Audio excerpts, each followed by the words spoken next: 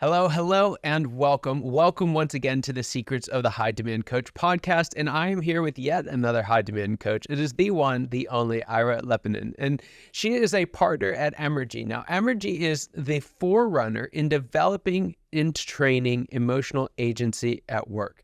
She's a highly skilled organizational developer with a solid experience in carrying out successful change management programs.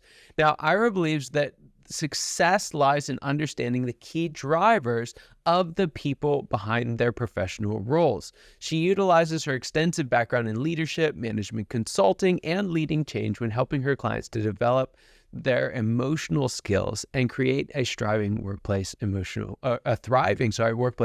climate. Well, Ira, so excited to have you here. I can't wait to dive into this. I must admit out of the gate here, I'm probably not one of the most in touch people with their emotions. And I think I've got a thing or two to learn here this morning. So, but before we get into all of that, though, I'd love to just hear a little bit of your story. How did, this background that you have, how did that lead you into the space you're in right now? And how did you ultimately make a leap?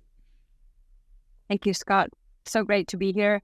Listening to you, I'm a living example that one can learn these skills. Because in all honesty, when I graduated with a degree in finance in 2005, entering the work life in the big four companies, being this management consultant and doing all the project work, my first idea when entering the work life was that we should do everything in our power to keep emotions and personality out of the way.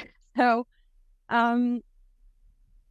I thought that as long as we have clear target, everyone's do their job and we have strategy and a shared vision and we follow the plan, that's it. But I soon realized, because I was in charge of leading those change management projects, I soon realized that there is a power far more impactful than what's written in the PowerPoint slides or business processes or Excel spreadsheets, and that's actually emotions.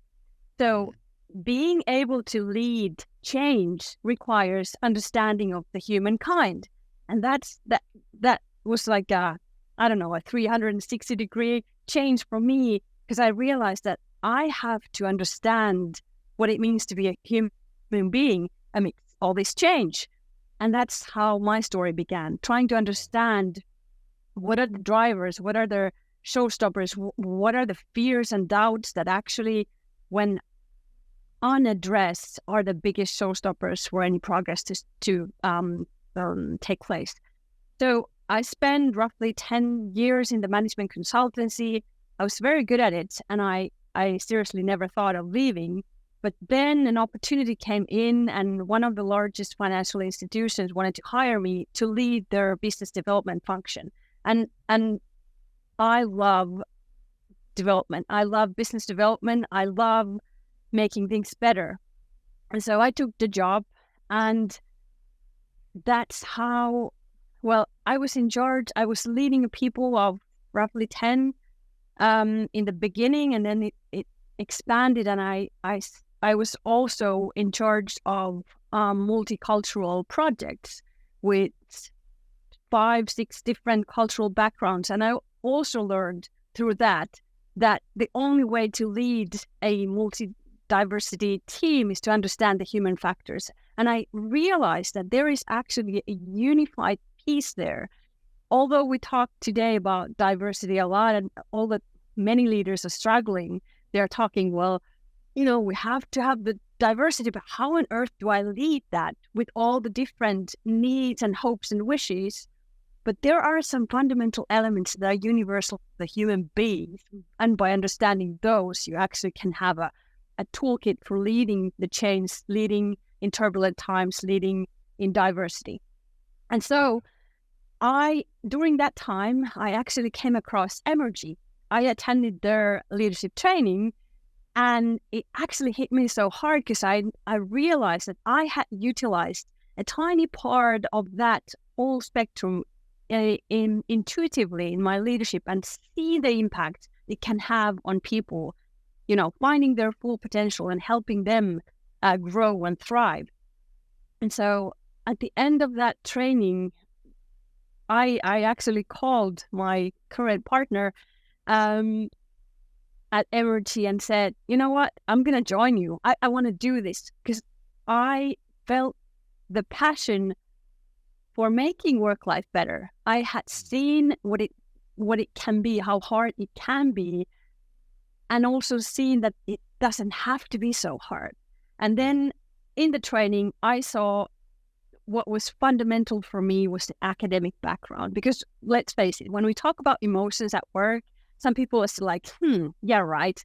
Well, we have the KPIs, processes, strategy, That's what matters. But actually, if you want to build a high-performing team or high-performing organization, by developing only those hard facts, you can only end up with a mediocre performance. But by understanding how people feel about the strategy, how do they feel about the targets, how do they feel about the projects, what's inspiring, what's causing them to doubt, and understanding those, that's how we can leverage on all that.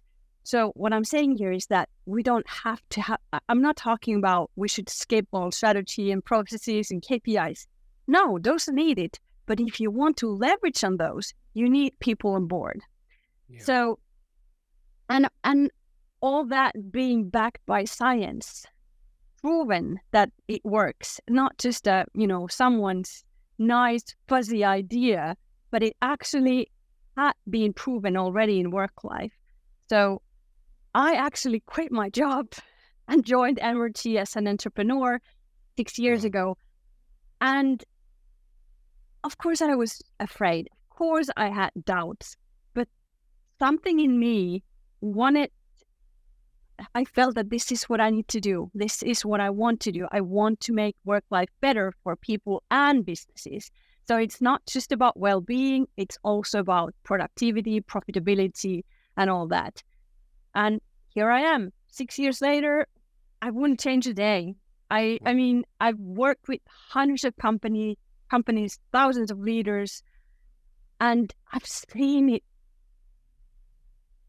see the daylight, see the change. So yeah, I'm super proud of myself, of, taking the risk and taking the leap and trusting it to be okay. That's awesome. That's awesome. So I'm wondering if you could you've kind of alluded to this a little bit, but just kind of dive in for us a little deeper. What is emotional agency? What do you mean by that? And how do we start to embrace and leverage it in the workplace? Yeah. I love talking about this topic because it's fairly new in the work-life context. Emotional agency has been researched, but emotional agency at work is something that's completely new. And this is a result of the cooperation that we have done together with top universities, our experts, the trainers, and also client organizations. The art of emotional agency is that most people know emotional intelligence. It has been studied and utilized for decades. But the limitation of emotional intelligence is that it relies on the capability, awareness, and capability of individuals. But when we talk about organizational context and the world we live in today, we can't only rely on individuals. We need some more robust, systematic ways of impacting and making the change happen in the organization.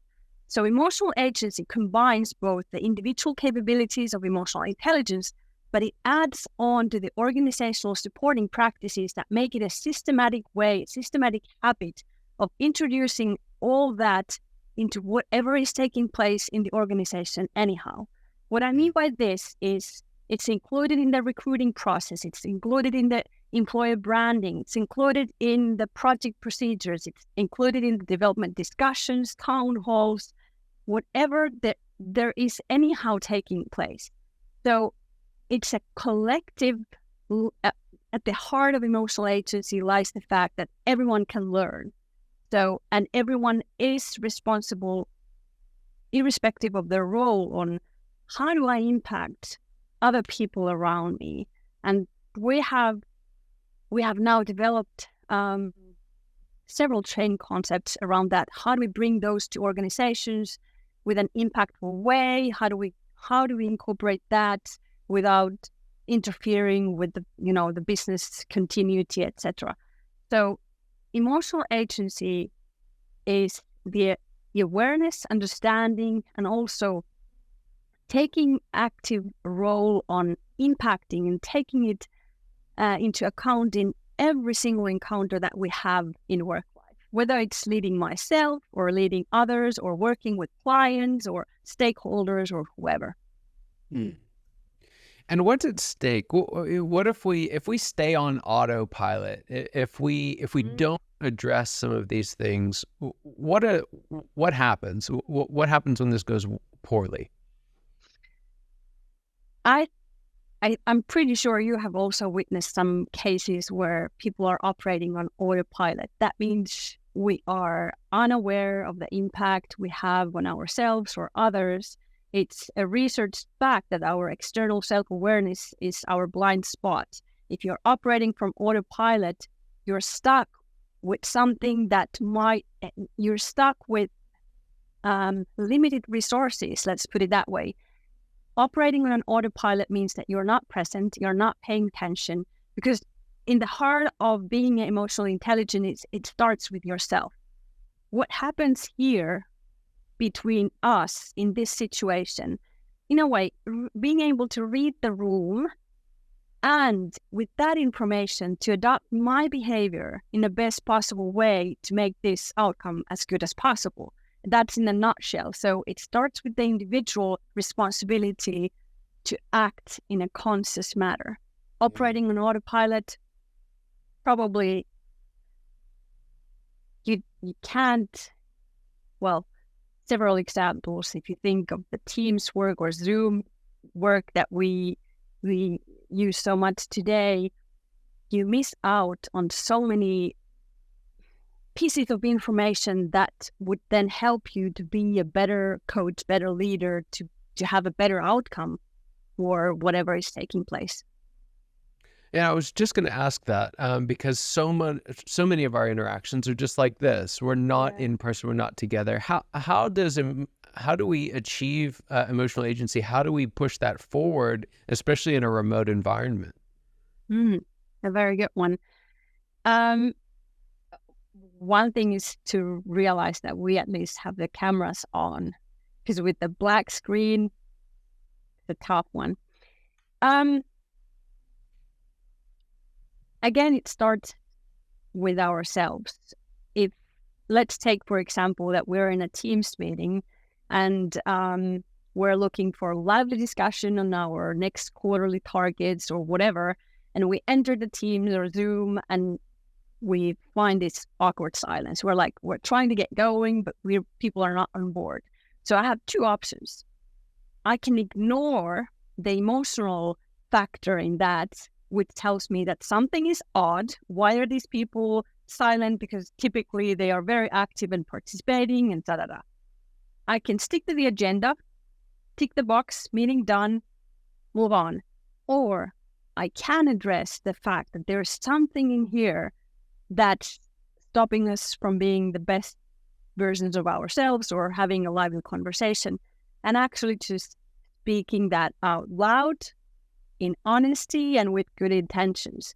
For example, saying, guys, I have to confess that I'm a bit confused. I was expecting some very lively conversations. I was very much looking forward to hearing your thoughts on this, but all I can hear is the awkward silence. What's going on? And then trust in the silence. So in a way, I'm taking a responsible role, speaking on behalf of probably many, and the probable outcome is, after some silence, is someone says, finally someone has said this out loud. And then typically some very natural reasons start to come up, like, you know what? I really wanted to prepare for this meeting, but in all honesty, I've been piled up with work, didn't have any time, so that's why I'm silent. Other one is saying, you know what, I had a grumpy baby last night, didn't get any sleep, my focus is lost, or whatever it is. But we talk so much about, for example, psychological safety. That's one of the concrete, tangible ways of actually building a psychologically safety work environment to engage and encourage that kind of dialogue. Because let's face it, sometimes that happens, right? I don't know if that answered your question. Yeah, no, it's right on. Why is it, do you think, we're so, as managers and leaders, it's so hard to ask that question? One of the most common reasons I come across is that we're not used to it.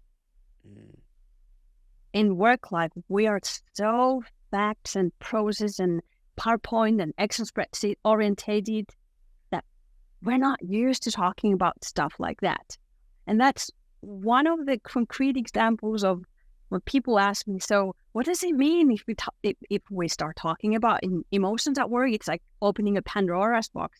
No, it's just acknowledging, like in that scenario, naturally, the emotional climate was actually something that was very relevant for the outcome of that meeting. The same applies with clients, for example. So do we skip that or do we acknowledge that? And that's it. It doesn't mean that all we do is talk about emotions. No. Yeah, it's funny because there's this expectation that if we open Pandora's box, it's going to go crazy all of a sudden. But it's like, we're not dealing with crazy people. Exactly. You know, it's like they're just like us. And yeah, there's a courage that's necessary for that. I think it's just woven into everything that you've been doing and teaching. So, all right, I have a question for you. I like to ask of all my guests, and it's this: what's the biggest secret that you just wish wasn't a secret at all? What's that one thing that you wish every leader and manager listening today knew? It's a tough one, but going back to your previous question, what if you try to be more of your true self at work in a responsible and constructive way? What would happen? Because in the heart of that lies freedom and also to leverage on the leadership, because all people want is relatedness. Leaders don't need to be Teflon, and please don't be Teflon, because that's not the way to build trust or the people can't relate to you. So what I hope everyone to know and to try out, to be more of your authentic self in a responsible way at work, even in tough situations. Share that this is a tough situation for you. It doesn't mean that people can't trust you, but actually it might awaken curiosity towards hearing, so what are your thoughts on this? That's how you build trust. Yeah. Yeah, and I love that second piece, because lots of folks will say, be yourself, right? Yeah, and that can come with the connotation of like, fly your freak flag, which is appropriate at times, but like, I think there's a responsibility to steward that well, right? And I love that you bring that aspect of it. I think that's a really important balancing factor to how do we do that constructively? How do we bring the best of ourselves and all of ourselves at the same time? I love that. So there's some folks listening, and this has just been the missing piece, right? Maybe they've known it all along. They just now finally getting the courage to do it, or maybe this is something that it's hitting them for the very first time. How can they find more out about you and your work? Emergywork.com, the webpage, but also Emergy is on LinkedIn, and also myself. We're trying to share bits and pieces to make the life of leaders easier, more enjoyable. So yeah, LinkedIn and the webpage. That's great. We'll put those in the show notes, and it's Emergy, EMERGY work.com. Feel free to check it out. Well, Ira, thanks so much for being on the show. What an honor and privilege to have you here. It was a fascinating conversation. I very much appreciate it. And for those of you watching and listening today, you know that your time and attention mean the world to us. I hope you got as much out of this conversation as I know I did, and I cannot wait to see you next time. Take care.